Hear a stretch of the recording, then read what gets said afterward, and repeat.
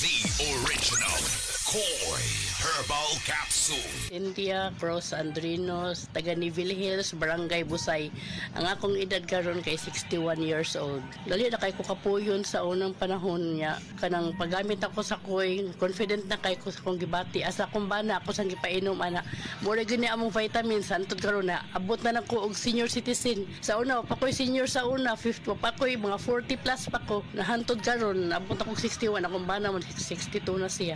Daghang salamat sa original Koi Herbal Capsule. The original Koi Herbal Capsule. Sa ato mga kaigsuunan sa Negros Occidental, Negros Oriental ug Cebu, Hagardas Tabaka, goodbye old face, welcome young and glowing skin. Ang kamunggay o moringa kay dato sa ginatawag nga vitamins A, C ug E. Mao kini ang bitamina nga taas sa antioxidant. Makatabang kini og produce sa collagen ug rich niini sa mga anti-aging properties.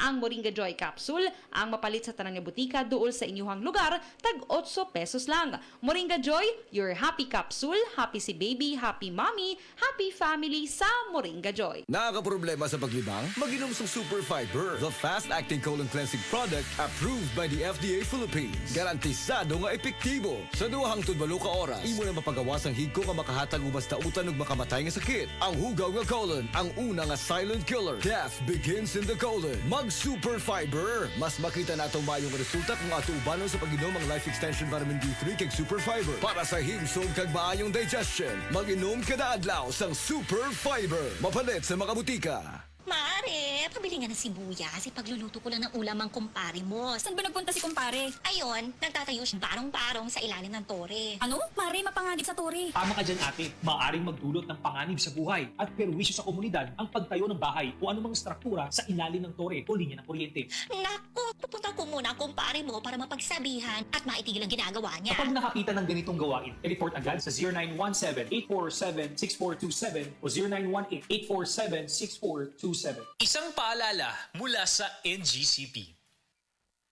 Nibalik na ang pinakauna nga kape nga na ay vitamin D3. Karon, Vita D Plus Coffee Mix na ay reishi mushroom ug mangosteen fruit extract pa. Ang healthy nga kape og humot ug lami kaayo. Vita D Plus Coffee Mix. May kape na ka, may vitamin D3 pa ka. Mapalit sa mga butika.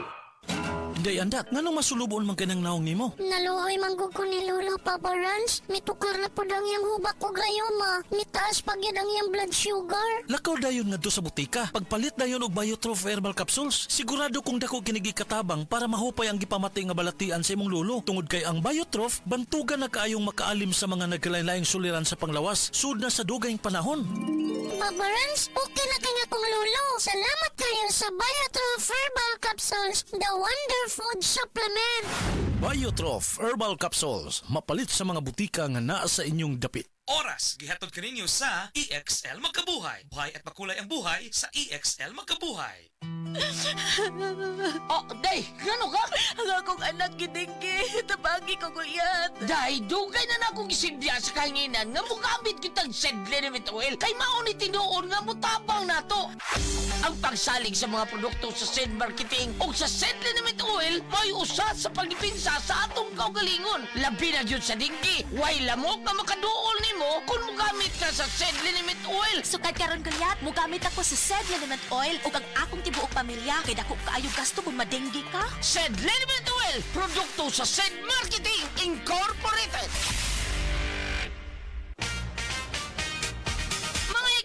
Kini si Gulyat. Aduna ko'y bagong na-discover nga produkto sa Sed Marketing. Kini mao ang Sed Panyawan Coffee. Lahi kini nga klase sa kape. Siguradong ganahan ka. Kay gawas nga lamian, isong, swabe, o ispiso ang timpla niini. Ang Sed Panyawan Coffee, usa ka timpla lang nimo, kuntinto ka na. O kini, makapalagsik sa atong kalawasan. Usa, mag-Sed Panyawan Coffee na kita. Sed Panyawan Coffee, produkto sa Sed Marketing Incorporated.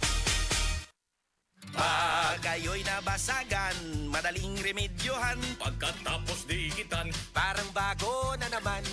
Pioneer Epoxy, pandikit ng kristal, kahoy at bakal, pang-repair ng radiator, Tambucho, refrigerator, martilyo, kutsilyo, gripo, araro, gero, aparador, pampatibay ng bangka, kisame, etc. Pioneer Epoxy, paborito ng bayan. Sa mga workaholic, epektibo ang atong Paragis Bila-Bila Herbal Coffee. Sama na lang ni Roland De La Cruz, nga taga Mati, Davao. Roland De La Cruz, sa Purok Isla, Barangay Central. Purok President. Anong ganahan man kay ka sa kape? Sa Bila-Bila Coffee, laskig ang imong lawas o mayo ang imong lihok. Basta laskig niya kondisyon, makalihok kag may sa trabaho. Kung di ka kainom, mura magluya na ka? Murag luya-luya. Lahi ra gyud. Tungod kay nindot gyud ang Bila-Bila Coffee. Kini ginama sa GFMQ Marketing. Kay sa Paragis Bila-Bila, dili na ka mag-agwanta pa.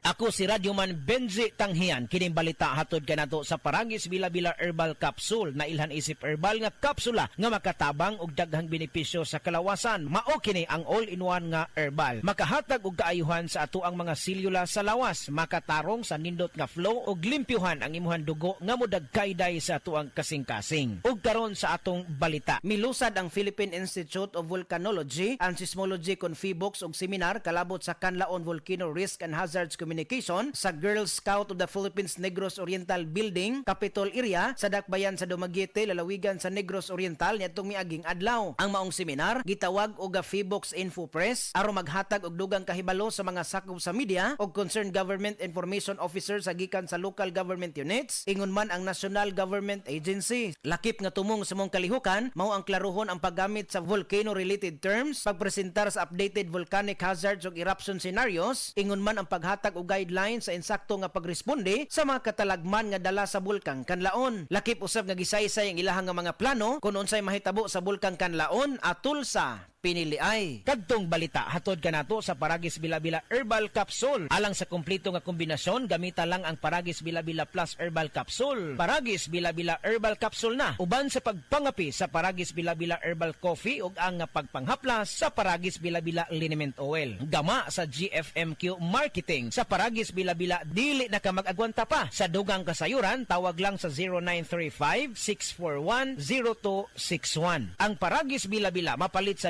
Diding's Pharmacy sa Manalili Street, Cebu City, Bestway Pharmacy sa Mandawi City, Healthway Pharmacy, JV Butika sa Cebu, Mandawi, Liloan ug Osmeña Boulevard. Mapalit usab sa JY Pharmacy sa 32 Osmeña Building, Osmeña Boulevard, Cebu City. Ako si Radyoman Benji Tanghian, DYHP, Tatak RMN.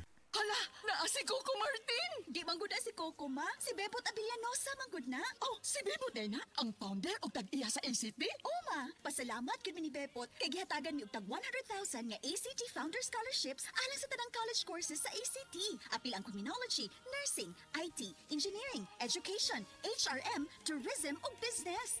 Gusto ko ang tanan makahuman og eskwela aron sila makatabang sa ilang pamilya. Asian College of Technology creates the future today. Amo na ng sulo mo, pre. 3 moves na lang, mati ka naman. Dohina lagi memorya kag diskarte ko, prehaw. Pirmi lang kaya perdesi mo sa chess. Mag-Luther Max Coffee ka, pre. Nagapatan na sinis memorya kaga nagapakalma sang aton modo. Kita mo mga moves ko? Pang master, kag chill-chill lang kay ti. Kataway sa pensar ko. Mga igala, may adlaw ka natong tanan!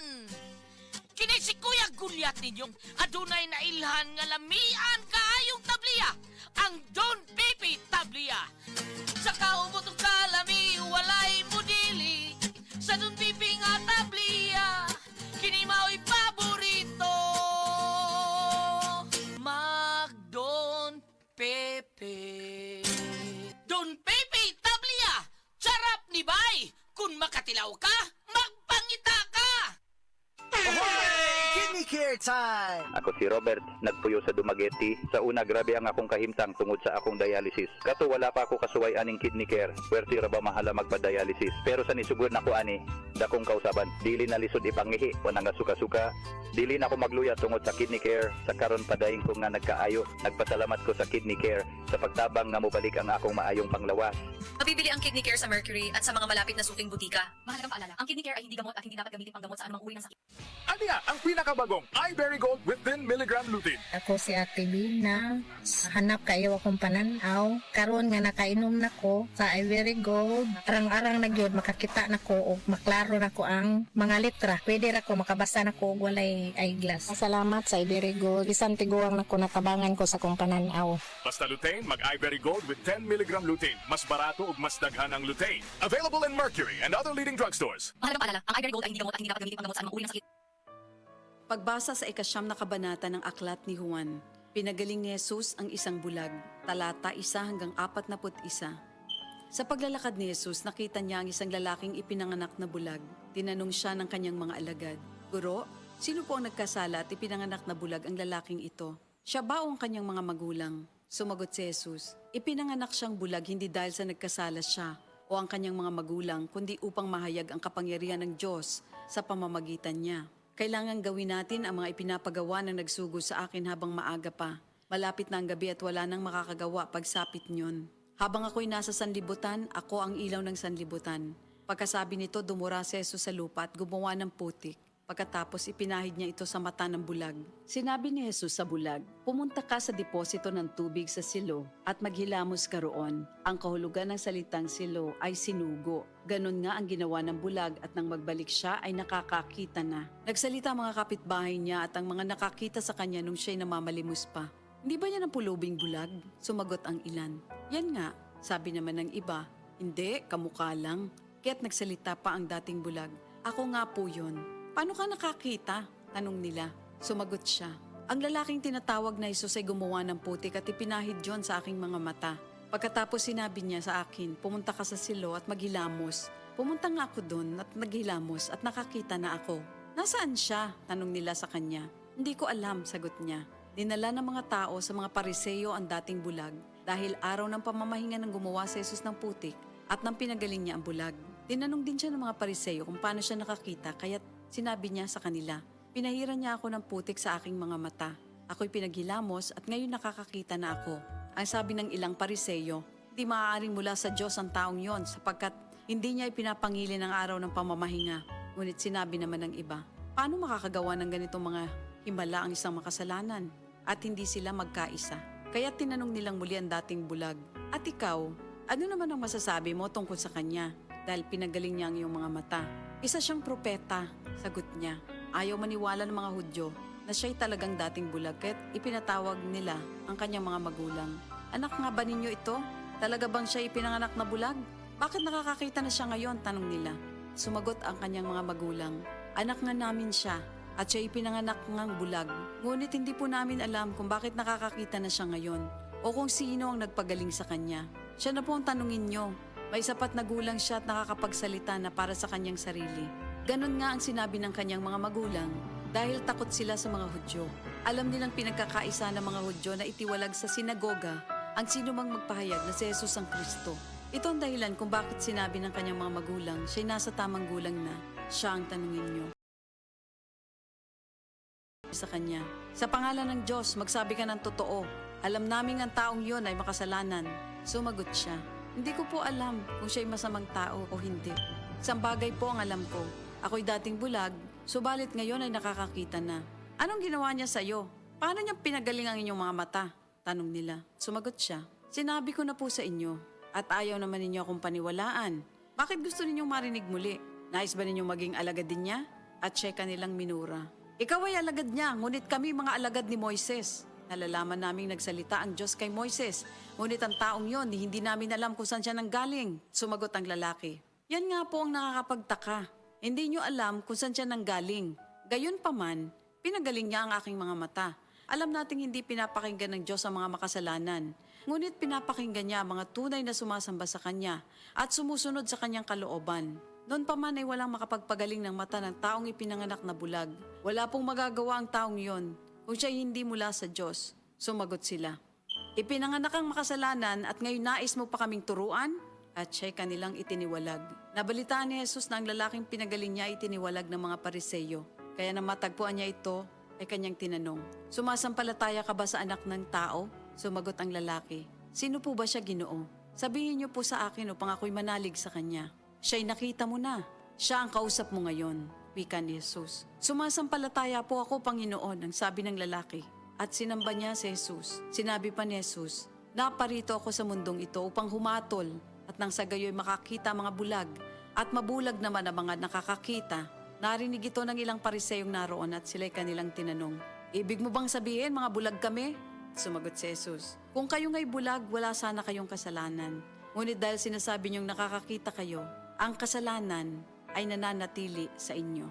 Ito ang salita ng Diyos. Hi, I'm Dr. Michael Smith, a medical doctor and senior health scientist of Life Extension Foundation USA. I recommend Life Extension Vitamin D3 for everybody. This is the most practical and wise way to protect our health from diseases like cancer, heart disease, diabetes, and a lot of other health conditions. This time check is brought to you by Argentina Corned Beef. Busog ang araw-araw ko.